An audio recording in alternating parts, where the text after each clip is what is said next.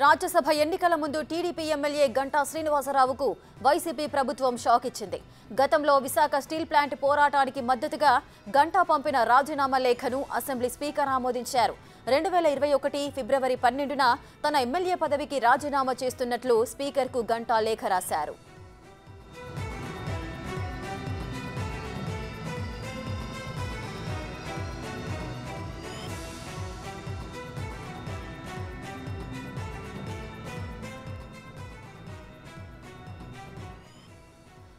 రాజ్యసభ ఎన్నికల ముందు TDP MLA Ganta Srinivasarao అయితే రాజీనామా చేశారు. దానికి సంబంధించిన లేఖను స్పీకర్కి పంపించారు. ఈ నేపథ్యంలో ఇప్పుడు వైసీపీ ప్రభుత్వం అయితే గంటా శ్రీనివాసరావుకు షాక్ ఇచ్చింది. గతంలో విశాఖ స్టీల్ ప్లాంట్ పోరాటానికి మద్దతుగా గంటా పంపిన ఆ రాజీనామా లేఖను అసెంబ్లీ స్పీకర్ అయితే ఆమోదించారు. 2021 ఫిబ్రవరి 12న తన ఎమ్మెల్యే పదవికి గంటా రాజీనామా చేస్తున్నట్లుగా స్పీకర్కు లేఖ రాశారు. ఈ నేపథ్యంలోనే అసెంబ్లీ స్పీకర్ రాజీనామాను ఆమోదిస్తున్నట్లుగా తెలియజేశారు.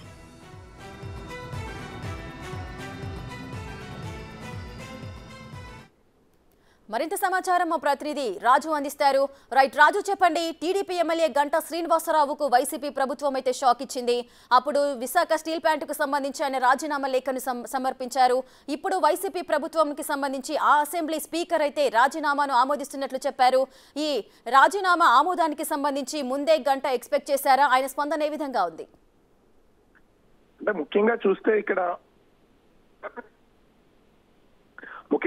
ఇక్కడ ఒక గంటా శ్రీనివాసరావుకే కాదు, ఇది ఖచ్చితంగా టీడీపీ కూడా గట్టి దెబ్బ అని చెప్పొచ్చు. ఎందుకంటే గంటా శ్రీనివాసరావు 12/2/2021 అంటే దాదాపుగా 3 సంవత్సరాల క్రితం స్టీల్ ప్లాంట్ ప్రైవేటీకరణను వ్యతిరేకిస్తూ తన మొట్టమొదటి రాజీనామాను అయితే చేసినటువంటి పరిస్థితి అయితే ఉంది. గంటా ఆ రోజే తన రాజీనామా చేసిన తర్వాత స్పీకర్ ఫార్మేట్ లో పంపించడం, తన రాజీనామాని ఆమోదించమని చెప్పేసి స్పీకర్ ని కోరినటువంటి పరిస్థితి అయితే ఉంది. కానీ ఈ 3 సంవత్సరాల పాటు అంటే మరొక నెల రోజుల్లో 3 సంవత్సరాలు దాదాపుగా పూర్తవుతుంది. ఈ 3 సంవత్సరాల పాటు అటు ఏపీ ప్రభుత్వం కానీ స్పీకర్ కానీ దీని మీద ఏ విధమైనటువంటి నిర్ణయం తీసుకోలేదు. కానీ మార్చి నెలలో ఈ రాజ్యసభ ఎన్నికలు ఉన్నటువంటి నేపథ్యంలో ఇప్పుడు గంటా శ్రీనివాసరావు చేసినటువంటి తన రాజీనామాను ఇప్పుడు ఆమోదించినట్లుగా స్పీకర్ తమ్మినేని తెలియజేసినటువంటి పరిస్థితి అయితే ఉంది. ఎందుకంటే రాజ్యసభ ఎన్నికలకు ముందు ఈ స్పీకర్ కనుక ఈ రాజీనామాను ఆమోదిస్తే ఓటేసే అవకాశం అయితే ఉండదు. టీడీపీకి ఉన్నటువంటి ఎమ్మెల్యేల సంఖ్యలో నుంచి ఒక అభ్యర్థి తగ్గే అవకాశం అయితే ఉంటుంది. సో దీన్ని దృష్టిలో ఉంచుకున్నటువంటి జగన్ ప్రభుత్వం స్పీకర్ ద్వారా వేటు వేయించినట్లుగా తెలుస్తుంది. ముఖ్యంగా ఇప్పటికే అంటే ఒక పక్క నుంచి టీడీపీకి ఉన్నటువంటి సీట్లతో పాటుగా అటు వైసీపీలో కూడా చాలా మంది ఎమ్మెల్యేలుగా ఉన్నటువంటి వాళ్ళకి రానున్న ఎన్నికల్లో సీట్లు రానటువంటి నేపథ్యంలో వాళ్ళందరూ కూడా టీడీపీకి ఒకవేళ టీడీపీ వైపుకి వెళ్తున్నటువంటి వాళ్ళు టీడీపీ వైపు ఓటేసే అవకాశం ఉంటుందని గమనించినటువంటి ఏపీ ప్రభుత్వం స్పీకర్ ద్వారా గంటా శ్రీనివాసరావు రాజీనామాను 3 ఏళ్ల తర్వాత ఆమోదించినటువంటి పరిస్థితి కనిపిస్తుంది. కానీ గంటా శ్రీనివాసరావు కూడా ఈ తన రాజీనామా లేఖను ఇప్పుడు ఆమోదించినటువంటి నేపథ్యంలో తనకి ఏ విధమైనటువంటి ఇబ్బంది లేదు. ఎందుకంటే గతంలోనే తన రాజీనామాను ఆమోదించాలని పలుమార్లు గంటా శ్రీనివాసరావు కోరినటువంటి పరిస్థితి ఉంది. ఇప్పటి వరకు ఎమ్మెల్యేగా ఉన్న అపోజిషన్ లో ఉన్నటువంటి నేపథ్యంలో అటు పార్టీకి సంబంధించినటువంటి కార్యకలాపాలు చేయడమే కానీ ఎమ్మెల్యేగా తన నియోజకవర్గంలో ఏ విధమైనటువంటి అభివృద్ధి చేయడానికి అవకాశం లేదు. ఎందుకంటే నిధులు విడుదల అవకాశం లేదు కాబట్టి సో తన రాజీనామా లేఖను ఎప్పుడూ తను ఆమోదింప చేయాలని గంటా శ్రీనివాసరావు కోరినటువంటి పరిస్థితి అయితే ఉంది. కానీ ఇప్పుడు స్పీకర్ ఆమోదించినటువంటి నేపథ్యంలో మరి 2 నెలల్లోనే ఎన్నికలకి వెళ్లే అవకాశం ఉన్నటువంటి నేపథ్యంలో గంటా శ్రీనివాసరావు కానీ రాజు అయితే ఎన్నికలకు కేవలం 2 నెలల ముందే ఈ రాజీనామాను ఆమోదించడానికి గల కారణాలేంటి? అంటే 3 సంవత్సరాలకు ముందు ఆయన రాజీనామా చేస్తే ఇప్పుడు ఆ రాజీనామాను ఆమోదిస్తున్నట్లుగా స్పీకర్ తెలియజేశారు. ఇదంతా ఎన్నికల స్టంట్ అనుకోవచ్చా? ఎన్నికల ముందు అనే దానికంటే రానున్న రాజ్యసభ ఎన్నికలకు ముందు అనడం అయితే అతిశయక్తి ఉంది దీనిలో. ఎందుకంటే ఎన్నికలకు ముందున్నా కూడా కేవలం ఇంకా 2 నెలల ముందే రాజీనామాను ఆమోదించిన రాజీనామా అనేది ఈ రోజు నుంచి ఆమోదానికి వచ్చింది కాబట్టి ఇప్పుడు ఇన్ని సంవత్సరాలు కూడా రాజీనామా చేసిన నాటి నుంచి ఇన్ని సంవత్సరాలు కూడా గంటా శ్రీనివాసరావు ఎమ్మెల్యేగా కొనసాగుతున్నటువంటి పరిస్థితి అయితే ఉంది. కానీ ఈ రోజు ఆమోదించినటువంటి నేపథ్యంలో రానున్న రాజ్యసభ ఎన్నికలకి గంటా శ్రీనివాసరావు టీడీపీ నుంచి ఓటు వేసే అవకాశం అయితే ఉంది. ఇప్పటికే టీడీపీలో అంటే గెలిచినటువంటి ఉన్నటువంటి వాళ్ళు 23 మంది ఉన్నారు. వీళ్ళు వల్లభనేని వంశీ ఇతర ఒకరిద్దరు పార్టీ మారినా కూడా టీడీపీ నుంచి వైసీపీ నుంచి వచ్చినటువంటి వాళ్ళు ఇప్పటికే టీడీపీ పనిచేయనటువంటి పరిస్థితి ఉంది. ఈ రూపంలో కూడా గతంలో ఉత్తరాంధ్ర ఎమ్మెల్సీకి సంబంధించినటువంటి ఎన్నికల్లో కూడా టీడీపీ ఎమ్మెల్సీగా గెలుచుకున్నటువంటి నేపథ్యంలో రానున్న రాజ్యసభ ఎన్నికలకి అప్పుడు అంటే ఈ లోక్సభ ఎన్నికలు కానీ అసెంబ్లీ ఎన్నికలు కానీ జరిగే అవకాశం ఉండదు. రాజ్యసభ ఎన్నికలు జరిగే సమయానికి టీడీపీకి సంబంధించి ఉన్నటువంటి ప్రస్తుత ఎమ్మెల్యే అభ్యర్థులతో పాటుగా ఇప్పుడు వైసీపీలో సీట్లు రాని వాళ్ళు ఎవరైనా సరే తనకి మద్దతు ఇస్తే ఒక రాజ్యసభ సీట్ ని గెలుచుకునే అవకాశం అయితే ఉంటుంది.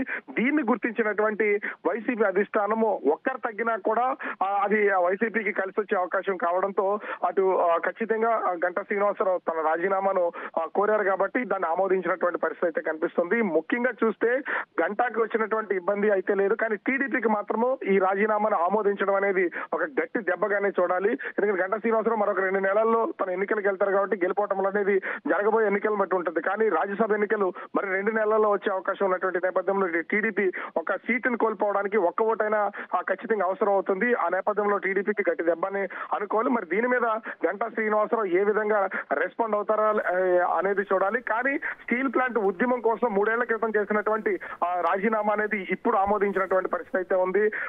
ఈ విధంగా చెప్పాలంటే స్టీల్ ప్లాంట్ ని ప్రైవేటీకరణ చేయొద్దని గంటా శ్రీనివాసరావు చేసినటువంటి తన రాజీనామా ఇప్పుడు ఆమోదించబడిన స్టీల్ ప్లాంట్ కోసం తను రాజీనామా చేశాడు కాబట్టి అది గంటా శ్రీనివాసరావుకి కలిసి వచ్చే అంశంగానే కనిపిస్తుంది. ఎందుకంటే నేను గతంలోనే రాజీనామా చేశాను, రాజీనామాను ఇప్పుడు దాకా వెనక్కి తీసుకోలేదు కాబట్టి ఇప్పుడు నా రాజీనామాను ఆమోదించారు, నేను స్టీల్ ప్లాంట్ ప్రైవేటీకరణ వ్యతిరేకిస్తూ రాజీనామా చేస్తానని గంటా శ్రీనివాసరావు దాన్ని వాడుకుని రానున్న ఎన్నికలకి ప్రచారానికి వెళ్లే అవకాశం కూడా ఉంటుంది. సో ఇది గంటా శ్రీనివాసరావుకి ప్లస్ గా మారుతుంది, కానీ టీడీపీకి మాత్రము ఒక విధంగా చెప్పాలంటే మైనస్ గా మారే అవకాశం అయితే కనిపిస్తుంది. రేఖ రాజు, గంటా శ్రీనివాసరావుకి సంబంధించిన రాజీనామా అనేది ఇప్పుడు టీడీపీకి పెద్ద షాక్ గా మనం చెప్పుకోవచ్చు.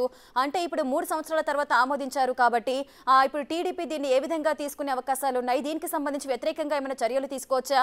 అయితే గరిష్టంగా ఎన్ని సంవత్సరాలు పెండింగ్ లో పెట్టొచ్చు ఈ రాజీనామాను?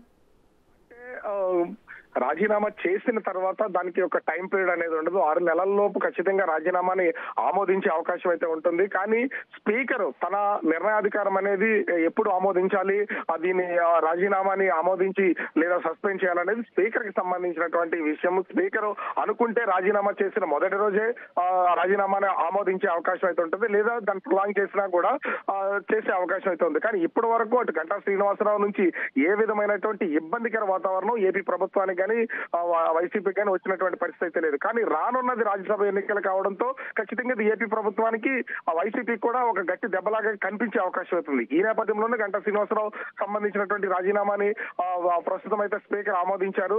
స్పీకర్ ని కూడా గతంలో అంటే గంటా శ్రీనివాసరావు దాదాపుగా 3 సంవత్సరాల క్రితం తన రాజీనామా సమర్పించిన తర్వాత కూడా మధ్యలో 2-3 సార్లు తన రాజీనామాను ఆమోదించాలని స్పీకర్ ని కోరినటువంటి పరిస్థితి అయితే ఉంది. ఇప్పటి వరకు నేను రాజీనామా చేసినా కూడా నా రాజీనామాను ఆమోదించట్లేదు, ఏపీ ప్రభుత్వం కావాలనే స్పీకర్ కూడా దీని మీద నిర్ణయం తీసుకోవట్లేదు అన్నారు.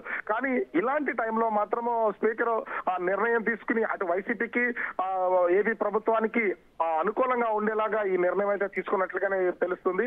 కానీ ఒక టైం బాండింగ్ అనేది దీనికి అవసరం లేకపోవడంతో స్పీకర్ ఈ నిర్ణయం తీసుకుని ప్రస్తుతం అయితే ఈ రాజీనామాను ఆమోదించినటువంటి పరిస్థితి అయితే కనిపిస్తుంది. కానీ ఎన్నికల ముందే కాబట్టి అటు ఉప ఎన్నికలు వచ్చే అవకాశం ఉండదు, సాధారణ ఎన్నికలకు వెళ్ళిపోతారు కాబట్టి అటు గంటా శ్రీనివాసరావు కూడా ఇబ్బందికర వాతావరణం ఉండదు. కానీ ఇక్కడ ఖచ్చితంగా ఈ రాజీనామా ఆమోదం అనేది గంటా శ్రీనివాసరావుకి వ్యక్తిగతంగా కాకపోయినా ఖచ్చితంగా టీడీపీకి మాత్రం ఒక గట్టి దెబ్బ అనే చెప్పాలి. మరి చంద్రబాబు ఏ విధమైనటువంటి నిర్ణయం తీసుకుంటారు? ఇప్పుడు ఆల్రెడీ ఉన్నటువంటి ఎమ్మెల్యే సీట్లకు సంబంధించి ఎమ్మెల్యేలుగా ఉన్నటువంటి వాళ్ళలో ఒక ఎమ్మెల్యే అభ్యర్థిని సస్పెండ్ రాజీనామాని ఆమోదించినటువంటి నేపథ్యంలో మరి వైసీపీలో నుంచి ఎవరైతే నిరుత్సాహంగా ఉన్నారో వాళ్ళందరినీ చేరదీసి రానున్న రాజ్యసభ ఎన్నికలకు వెళ్తారా లేదా అనేది మాత్రం వేచి చూడాల్సినటువంటి పరిస్థితి అయితే కనిపిస్తుంది. Rekha right, thank you Raju, thanks for the details.